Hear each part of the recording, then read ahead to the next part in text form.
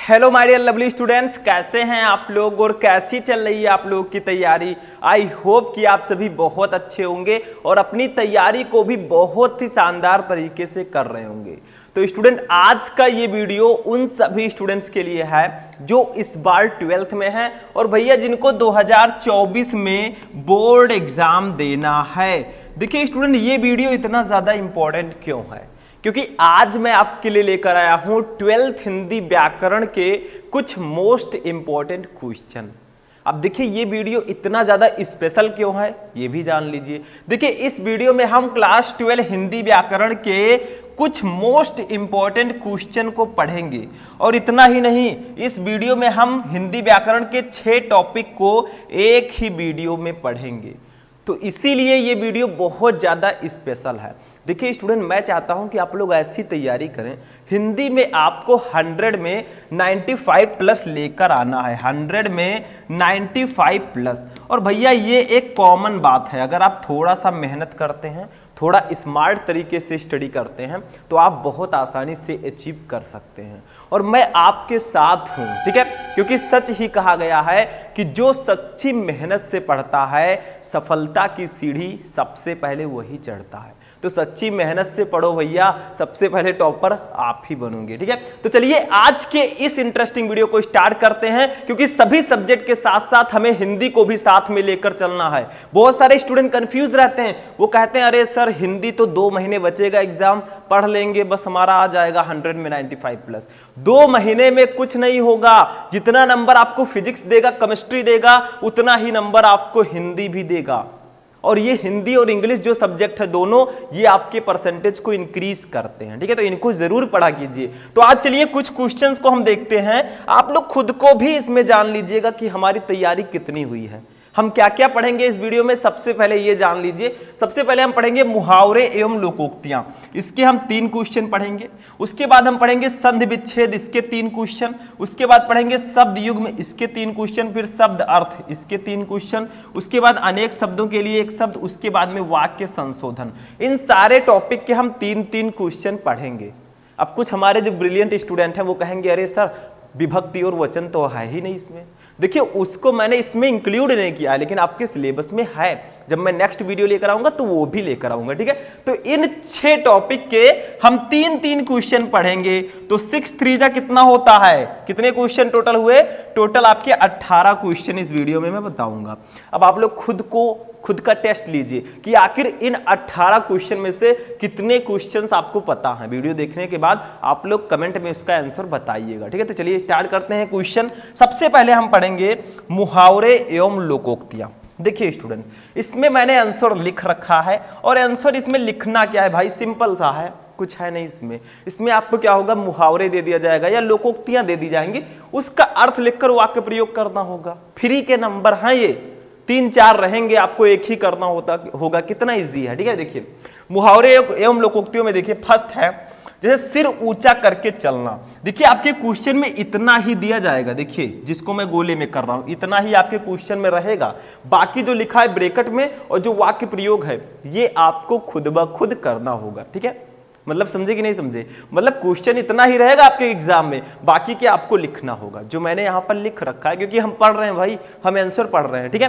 तो देखिए सबसे पहले देखिए सिर ऊंचा करके चलना, इसका मतलब क्या होगा, स्वाभिमान से जीना। मतलब जो सर ऊंचा करके चलते हैं भैया वो स्वाभिमान से जीते हैं। जैसे हमारे इंडियन आर्मी के जो जवान हैं वो हमेशा अपने सर को ऊंचा करके चलते हैं, ठीक है। मतलब कोई भी ऐसा व्यक्ति जो गलत काम नहीं करता है वो हमेशा अपने सर को ऊंचा करके चलता है, और जो गलती करता है उसका सर ऑटोमेटिक नीचा हो जाता है। तो ऐसा कोई भी कदम नहीं उठाना चाहिए जिससे आपके माता पिता का सर मतलब नीचे हो जाए। ऐसा कदम उठाइए, आप लोग टॉपर बन के दिखाइए ताकि उनका सर हमेशा के लिए ऊंचा हो जाए, ठीक है। मेरा मतलब है कि उनका सर जो है फक्र से ऊंचा हो जाए। देखिए सर ऊंचा करके चलना आपको ऐसे लिखना होगा, हिंदी मीनिंग स्वाभिमान से जीना। फिर वाक्य प्रयोग हेडिंग डालना होगा अपनी कॉपी में, फिर लिखना है। देखिए इसको आपको सेंटेंस में यूज करना। तो देखिए आदर्श जीवन जीने वाले व्यक्ति सदैव सिर ऊंचा करके चलते हैं। तो ये जो आपका क्वेश्चन है इस वाक्य में अगर आ गया तो समझ लीजिए आपका वाक्य प्रयोग बिल्कुल सही है, ठीक, बिल्कुल सही है, एकदम राइट। तो देखिए इसमें आ गया, ध्यान दीजिए, ये जो आपका क्वेश्चन था सिर ऊंचा करके चलना, वो इसमें आ चुका है, सिर ऊंचा करके चलना। ठीक है, समझ में आया? तो ये आपका वाक्य प्रयोग बिल्कुल सही होगा। तो क्वेश्चन सिर्फ इतना सा रहेगा, सिर ऊंचा करके चलना। पहले आपको अर्थ लिखना है स्वाभिमान से जीना, फिर वाक्य प्रयोग हेडिंग डाल के लिखना है आदर्श जीवन जीने वाले व्यक्ति सदैव सिर ऊंचा करके चलते हैं।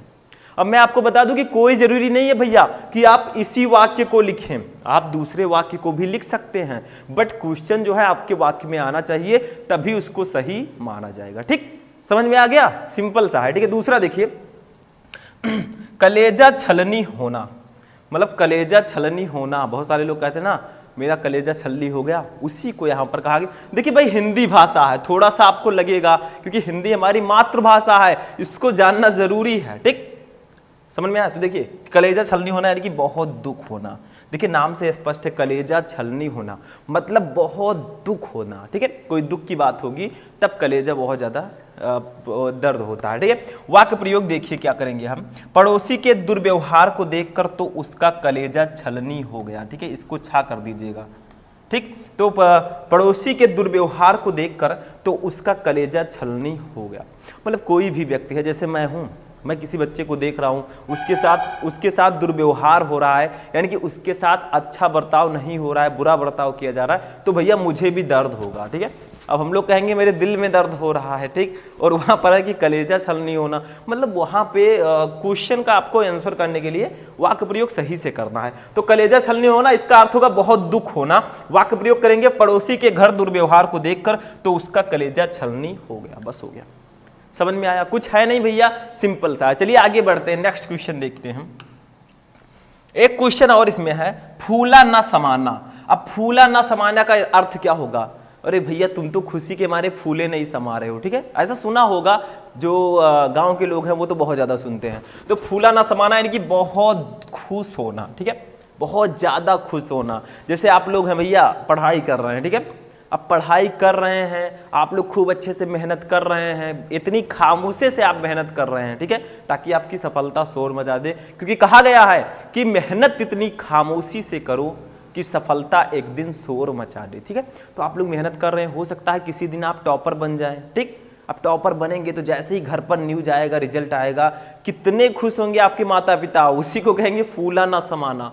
उन्हें इतनी ज्यादा खुशी होगी कि उनका दिल ही जानता है। ठीक है, तो फूला न समाना कि बहुत खुश होना। वाक्य प्रयोग क्या करेंगे, खेल प्रतियोगिता में प्रथम पुरस्कार पाकर मोहन फूला ना समाया। अब भैया हमारे मोहन है, खेल प्रतियोगिता है, ठीक है, गेम कंपटीशन, उसमें वो प्रथम पुरस्कार उसको मिला है, तो भैया बहुत ज्यादा उसको खुशी हो रही है, फूला नहीं समा रहा है वो। तो खेल प्रतियोगिता में प्रथम पुरस्कार पाकर मोहन फूला ना समाया। ठीक है, ऐसे ही मान लीजिए कोई है, रवि है, तो मान लीजिए हमारा स्टूडेंट है या पढ़ रहा है वो, तो जब वो रवि के टॉपर बनने पर उसके माता पिता फूले ना समाये, ऐसा भी हो सकता है। वाक्य प्रयोग है भैया, कुछ भी लिख सकते हैं आप, बट क्वेश्चन जो है आपका इसमें आना चाहिए। ठीक, तो ये थे हमारे 3 सबसे इंपॉर्टेंट मुहावरे और लोकोक्तियां। अभी बहुत सारे मुहावरे हैं भैया, 3 को पढ़ने से काम नहीं होगा, और भी इंपॉर्टेंट क्वेश्चंस मैं लेकर आऊंगा। इसलिए मैं कहता हूं भैया रेगुलर जुड़े रहिए, क्योंकि पढ़ रहे हैं आप लोग, कहीं से भी क्लास ले रहे हैं, मुझे कोई प्रॉब्लम नहीं है, बट जब मैं क्लास आपको दे रहा हूं, हिंदी की क्लास या किसी भी क्लास को, तो आप उसको ज्वाइन कर लीजिए। 20, 25, 30 मिनट की क्लास होगी, ठीक है, उसमें आपको बहुत कुछ सीखने को मिलेगा। ठीक, चलिए आगे बढ़ते हैं, नेक्स्ट क्वेश्चन। अब आते हैं संधि विच्छेद पर। संधि विच्छेद में क्या होता है, इसमें देखिए आपको शब्द का संधि विच्छेद चूज करना होता है। जैसे देखिए संधि विच्छेद, फर्स्ट है विद्याध्ययनम का संधि विच्छेद क्या होगा, मतलब विद्याध्ययनम का सही संधि विच्छेद क्या होता है। 4 ऑप्शन आपके पास रहेंगे, जो सही आंसर होगा उसको अपनी कॉपी में लिखना होगा। ठीक, तो हमारे पास तो 4 ऑप्शन, हम यहाँ पर टिक करेंगे, भाई कॉपी तो है नहीं हमारे पास, बोर्ड है, हम टिक करेंगे, आप लोग सही आंसर आपको पता होना चाहिए। देखिए, का है विद्याधन ध्यानम, खा है विद्याधन अध्ययनम, गा है विद्याधन अध्ययनम, और घा है विद्याधन ध्यानम। ठीक है, तो इसका गा वाला ऑप्शन सही होगा। देखिए विद्याधन अध्ययनम, ठीक है, देखिए यहां दोनों में अंतर है, दोनों आपको दिखने में सेम लग रहे होंगे, लेकिन ये अंतर है दोनों में। इसमें देखिए डबल या है, इसमें भी डबल या है, इसमें सिर्फ सिंगल या है। ठीक है, तो ये गा वाला ऑप्शन आपका सही होगा, विद्याधन अध्ययनम, क्योंकि देखिए विद्या में बड़ा आ रहा है, ठीक है, और अध्ययनम में देखिए छोटा आ आ रहा है, ये दोनों मिलकर बड़ा आ का निर्माण करते हैं। तो जो विद्याध्ययनम का सही संधि विच्छेद होगा वो गा वाला ऑप्शन सही होगा, क्योंकि देखिए छोटा आ और छोटा आ मिलकर बड़ा आ बनाते हैं, बड़ा आ और छोटा आ मिलकर बड़ा आ बनाते हैं। ठीक है, तो ऐसे ही हो जाएगा। तो फर्स्ट वाला समझ में आ गया। दूसरा देखिए, दूसरा है भूर्ध्व। भूर्ध्व का सही संधि विच्छेद क्या होगा? 4 ऑप्शंस आपके पास होंगे यहां पर भी। ठीक है, का है भूधन ऊर्ध्व, खा है भूधन ऊर्ध्व, गा है भूधन ध्रुव और घा है भूधन ऊर्ध्व। देखिए पढ़ने में भैया सब सेम लग रहे हैं। अब संस्कृत उतना अच्छा पढ़ना, मतलब आप पढ़ के देखिए, पढ़ ले रहे हैं, ठीक है, मतलब चेक कीजिएगा। तो इसका सही संधि विच्छेद क्या होगा? इसका सही संधि विच्छेद होगा ऑप्शन नंबर घा, भूधन ऊर्ध्व। देखिए भूर्ध्व का सही संधि विच्छेद पूछा जा रहा है, तो भू पर बड़ाऊ का मात्रा है, बड़ाऊ मिलकर क्या बनाएंगे? बड़ाऊ ऊ बनाएंगे। ठीक है, देखिए बड़ाऊ ऊ है भू में और इसमें भी बड़ाऊ ऊ है, दोनों मिलकर बड़ाऊ ऊ का निर्माण करेंगे। ठीक है, तो ये आपका घा वाला ऑप्शन बिल्कुल सही होगा। तो ये सब चीजें समझनी होंगी। देखिए फुल नंबर लाना है भैया, आपके 3-4 नंबर कम हो गए तो आप टॉपर बनने से चूक जाएंगे। फुल में फुल नंबर हमें लेकर आना है, तैयारी में पूरी करवाऊंगा, सारी चीजें मैं आपको बताता हूं। ठीक है, तो ये भी समझ में आ गया, इसको आप लोग नोट करेंगे। आगे बढ़ते हैं। तीसरा देखिए क्या है, भाग्योदय का संधि विच्छेद है। भाग्योदय, ठीक है, इसका सही संधि विच्छेद क्या होगा बताइए? आपके पास ऑप्शंस हैं, का है भाग्य धन उदया, खा है भाग धन योदया, गा है भाग्योदन दया और घा है भाग्य धन उदया। तो घा वाला ऑप्शन सही होगा, ऑफ कोर्स सही होगा। क्यों सही होगा इसको भी जान लेते हैं भाई, जानकारी कीजिए तो पूरा कीजिए। देखिए भाग्य में छोटा आ आता है, क्या आता है? छोटा आ। भाग्य या बोलिए तो छोटा आता प्लस इसमें ऊ आ गया। ठीक है, तो छोटा आ और छोटा ऊ मिलकर बनाते हैं ओ, औ, ये ओ। ठीक है, तो ये आपका घा वाला ऑप्शन बिल्कुल सही होगा। ठीक है, जैसे सूर्योदय अगर यहां पर होता तो सूर्य धन उदय होता। ठीक है, ऐसे क्वेश्चंस आते हैं, दैट्स इंपॉर्टेंट। तो ये भी आप लोग जान लीजिए कि इसका घा वाला ऑप्शन बिल्कुल सही होगा। तो इसमें आपको क्वेश्चन दिया रहेगा, उसके 4 ऑप्शन दिए रहेंगे, जो सही होगा वो चूज करके आपको लिखना होगा। ठीक, तो चलिए आगे बढ़ते हैं इसको इरेज करके। अब चलिए नेक्स्ट टॉपिक देखते हैं। देखिए हमारा नेक्स्ट टॉपिक जो है भैया वो है शब्द युग्म। नाम से ये स्पष्ट है, शब्द युग्म। युग्म को इंग्लिश में क्या कहेंगे? पेयर, मतलब जोड़ा, 2 शब्दों का जोड़ा, शब्द युग्म। ठीक है, तो देखिए जैसे इसमें करना क्या होता है, फर्स्ट है प्राय परिण। ठीक है, तो आपको करना क्या है, इसका सही अर्थ बताना। जैसे प्राय का सही अर्थ क्या होगा, वो पहले होगा, और परिणय का सही अर्थ क्या होगा, वो बाद में होगा। जो पहले है उसका अर्थ पहले होगा, जो बाद में उसका अर्थ बाद में होगा। तो आपको यहां पर मीनिंग बताना है कि प्राण परिणय का सही अर्थ क्या होगा। ठीक है, तो का है प्रणाम और परिणाम, खा है परिणाम और प्रणाम, गा है प्रेम और विवाह, घा है प्रेम और परिणय। तो इसका राइट आंसर होगा ऑप्शन नंबर गा, प्रेम और विवाह। देखिए प्राय का मतलब होगा प्रेम, परिणय का मतलब होगा विवाह। ठीक है, तो प्रेम और विवाह इसका सही आंसर होगा। ये भी ध्यान रखिएगा, जो पहले है उसका अर्थ पहले होना चाहिए, जो बाद में उसका अर्थ बाद में होना चाहिए, क्योंकि यही ऑप्शन आ सकता है विवाह और प्रेम, तो आप गलत कर सकते हैं। ठीक है, तो जो सही है, जो पहले है उसका अर्थ पहले होगा। दूसरा देखिए असक्त आसक्त, इसका सही अर्थ क्या होगा? का है शक्तिहीन और मोहित, खा है कंजूस और साधु, गा है निर्बल और मोहरहित, घा है बलवान और सख्त। ठीक है, तो इसका राइट आंसर होगा ऑप्शन नंबर का, असक्तिहीन, शक्तिहीन और मोहित। देखिए असक्त का मतलब होता है जिसके पास शक्ति ना हो, शक्तिहीन जिसको बोलते हैं। ठीक है, और आसक्त का मतलब होता है मोहित, मन को मोहित करने वाला। ठीक है, समझ में आया? तो ये आपका का वाला ऑप्शन बिल्कुल राइट होगा। ये भी समझ में आ गया। नेक्स्ट क्वेश्चन देखते हैं, इसका तीसरा क्वेश्चन देख लेते हैं। निशिवासर, इसका सही अर्थ क्या होगा? निशिवासर, इसका सही आंसर क्या होगा? का है रात और दिन, खा है प्रातः और सायं, गा है दोपहर और सायं, घा है घड़ी और प्रहर। ठीक है, तो इसका राइट आंसर होगा ऑप्शन नंबर का, रात और दिन। देखिए निशि का मतलब होता है रात, निशा आपने सुना होगा, निशा, निशा का मतलब रात। ठीक है, तो निश का मतलब रात होता है और वासर का मतलब दिन होता है, तो रात और दिन। ठीक है, समझ में आया? तो तीसरा वाला ऑप्शन सही होगा। ठीक, चलिए आगे बढ़ते हैं। अब नेक्स्ट टॉपिक देखेंगे। 3 क्वेश्चन हमारे इसके भी हो चुके हैं। 3 क्वेश्चन पढ़ेंगे भाई, ऐसे हम बहुत सारे क्वेश्चन पढ़ेंगे, टेंशन नहीं लेने का जब तक मैं हूं। ठीक है, नो टेंशन। अब देखिए शब्द अर्थ पर आते हैं। शब्द अर्थ का नाम सुना है कि नहीं सुना है? शब्द अर्थ जैसे आप पहले पर्यायवाची शब्द पढ़ते थे या समानार्थी शब्द पढ़ते थे, वही शब्द अर्थ है, मतलब जीवन है। जीवन को और किन नामों से जानते हैं वो आपको लिखना है। ठीक है, तो देखिए जीवन को हम जानते हैं जिंदगी के नाम से भी जानते हैं, जिंदगी। ठीक है, पानी। देखिए जीवन को हम जिंदगी भी कह सकते हैं, जिंदगी की तलाश में हम मौत के कितने पास आ गए, ठीक, गाना सुना होगा। तो जीवन को हम जिंदगी के नाम से भी जानते हैं, जीवन के नाम से भी जानते हैं, पानी आयु के नाम से भी जानते हैं, ठीक है, आयु। परमात्मा भी लिख सकते हैं, परमात्मा, ठीक है। घी भी लिख सकते हैं, क्या, घी, ठीक है। तो इतने नामों से हम इसको जानते हैं, जीवन को जिंदगी, पानी, आयु, परमात्मा, घी। वैसे इतना नहीं लिखना होगा, 2-3 ही लिखने होंगे, लेकिन मैंने आपको कई बता दिए भैया, ज्यादा जानकारी रहेगी, ज्यादा जानेंगे तभी तो 2-3 उसमें से लिख पाएंगे, ठीक है। अब जोड़, जोड़ को हम किन नामों से जानते हैं, योग, साधना, ठीक है, इन सब नामों से जानते हैं। तो जोड़ को योग, ठीक है, संधि, रेड से लिख देते हैं भैया, थोड़ा चेंज कर देंगे, संधि, ठीक है। मेल, जोड़ का मतलब मेल भी होता है और गांठ भी होता है, ठीक है। तो इतने नामों से हम इसको जानते हैं, कितने नामों से, जोड़ को हम योग, संधि, मेल, गांठ, इन सब नामों से भी इसको जानते हैं। ये एक दूसरे के समानार्थी शब्द हैं, ठीक है। ज्येष्ठ, ज्येष्ठ का मतलब क्या होता है, भ्राता श्री ज्येष्ठ, ज्येष्ठ का मतलब बड़ा होता है, ठीक है। तो ज्येष्ठ का मतलब क्या होगा, हिंदी शब्द है भैया, समझने में आपको थोड़ा सा प्रॉब्लम हो सकता है, बट नो प्रॉब्लम, ठीक है।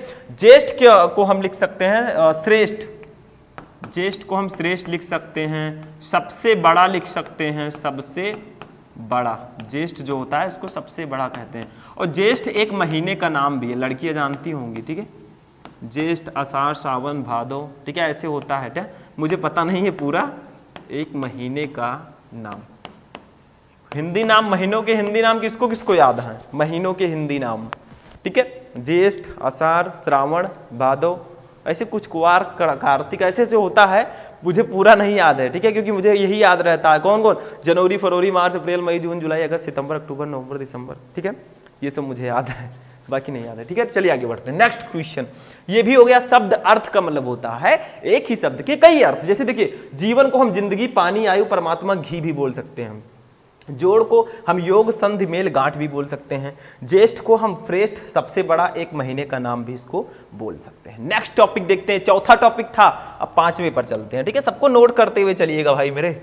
नेक्स्ट टॉपिक देखिए, अनेक शब्दों के लिए एक शब्द, ठीक। इसको जानने से पहले एक नोटिफिकेशन मैं आपको दे दूं, जितने भी स्टूडेंट ने हमारा जो ऐप है शुभम लेक्चरर, वो प्ले स्टोर से डाउनलोड नहीं किया है, वो जाकर डाउनलोड कर लेंगे। वहां पर आपको बहुत सी हेल्पफुल चीजें मिलेंगी और वहां पर मेरा कॉन्टैक्ट नंबर भी आपको मिल जाएगा, मुझसे कॉन्टैक्ट कर सकते हैं। तो जाइए प्ले स्टोर पे शुभम लेक्चरर ऐप डाउनलोड कीजिए, बस, ठीक।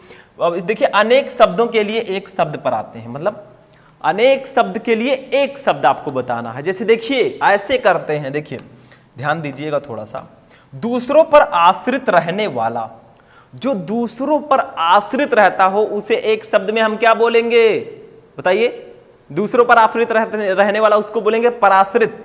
पराश्रित का मतलब दूसरों पर जो आश्रित रहता है, ठीक है, तो पराश्रित, ये ठीक समझ में आ रहा है। दूसरा देखिए भैया, परीक्षा लेने वाला, जो परीक्षा लेता हो उसे इंग्लिश में बोलेंगे एग्जामिनर, एग्जामिनर, और हिंदी में क्या बोलेंगे, परीक्षक, ठीक है, तो इसको हम लोग बोलेंगे परीक्षक, ठीक। ये देखो परीक्षक हो गया, परीक्षा लेने वाले को हम बोलते हैं परीक्षक, ठीक हो गया। नेक्स्ट, वह जो प्रार्थना करता हो उसे हम क्या बोलेंगे, वह जो प्रार्थना करता हो, प्रार्थी बोल सकते हैं, ठीक है, प्रार्थना सभी करते हैं स्कूल में सुबह सुबह जाके, ठीक है, तो उसे हम लोग बोलते हैं प्रार्थी, जो प्रार्थना करता हो, ठीक है, प्रार्थी हो गया। तो इसको नोट कीजिए, आप लोग इसको नोट कीजिए, फिर आगे बढ़ते हैं, ठीक है, नोट कर लीजिए, नोट कर लिए स्टूडेंट, आगे बढ़ते हैं, नेक्स्ट टॉपिक देखते हैं भैया। ये हमारा लास्ट टॉपिक होगा आज के इस सेशन का। टॉपिक का नाम है वाक्य संशोधन, इसको इंग्लिश में बोलते हैं syntax, correction of sentences. Grammar में पढ़ते होंगे, पता है कि नहीं पता है। देखिए, जो हिंदी व्याकरण में हमारे टॉपिक्स हैं वो इंग्लिश ग्रामर में भी हैं। अनेक शब्दों के लिए एक शब्द को वन वर्ड सब्स्टिट्यूशन बोलते हैं, मुहावरे एवं लोकोक्तियों को आइडियम्स एंड फ्रेजेस बोलते हैं, ठीक है, ऐसे ऐसे उसमें है। समानार्थी शब्द को हम फिनोनिम्स बोलते हैं, ठीक, ऐसे ऐसे उसमें भी है, ये सारी चीजें ध्यान रखिएगा। तो वाक्य संशोधन, सिंटैक्स, ठीक, मतलब इसमें वाक्य दिया गया है, इसमें गलती दी गई है, उसको संशोधित कीजिए। संशोधन का मतलब तो पता है, जैसे देखिए, मैदान में 2 गाय और 4 बकरी चर रही है। भैया 2 गाय हैं, दो गाय हैं, तो ये सिंगुलर होंगे कि प्लूरल होंगे, एक वचन होंगे कि बहुवचन, बहुवचन, ठीक है। उसके बाद 4 बकरी, 4 हैं तो बकरी नहीं लिखेंगे, 4 बकरियां लिखेंगे, ठीक है। 2 गायें और 4 बकरियां, क्योंकि बकरी है, 4 है तो बहुवचन है, एक वचन नहीं है, तो 4 बकरियां लिखेंगे, बस यही सही करना है। तो लिख देंगे मैदान में 2 गायें। देखिए मैं इसको हाईलाइट कर देता हूं दूसरे कलर से जहां पे गलती है, ठीक है। 2 गायें, ठीक, और 4 बकरियां, और 4 बकरियां। देखिए बकरी में गलती है तो इसको बकरियां कर देंगे, ठीक है। बकरियां चर रही हैं, चर रही हैं, बस हो गया, ठीक है। बस ये सही हो गया, ये वाक्य सही हो गया। जहां गलती थी उसको मैंने रेड से लिख दिया है, ठीक। देखिए मैदान में 2 गायें और 4 बकरियां चल रही हैं, बस हो गया। दूसरा देखिए, मंच पर अनेकों नेता उपस्थित हैं, इसमें सिर्फ थोड़ी सी गलती है, बहुत छोटी सी, बताइए कहां है। देखिए अनेकों हम कभी नहीं लिखते, हम केवल अनेक लिखते हैं, क्योंकि अनेक जो है वो खुद में प्लूरल है, वो खुद में बहुवचन है, तो अनेकों लिखने की जरूरत नहीं है। तो यहां पर लिखेंगे मंच पर, ठीक है। अनेकों की जगह पर कर देंगे अनेक, क्या कर देंगे, अनेक।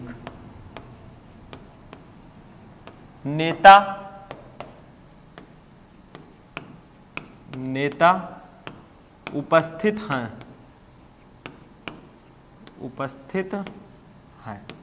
ठीक है। तो ये आपका हो जाएगा, मंच पर अनेक नेता उपस्थित हैं। तो अनेकों कभी नहीं लिखेंगे, कहीं भी हो, जैसे तालाब में अनेकों कमल खिले हैं, अनेकों मत लिखिएगा, अनेक लिखिएगा, ये ध्यान रखिएगा, ठीक है। नेक्स्ट देखिए, यहां शुद्ध गाय का दूध मिलता है।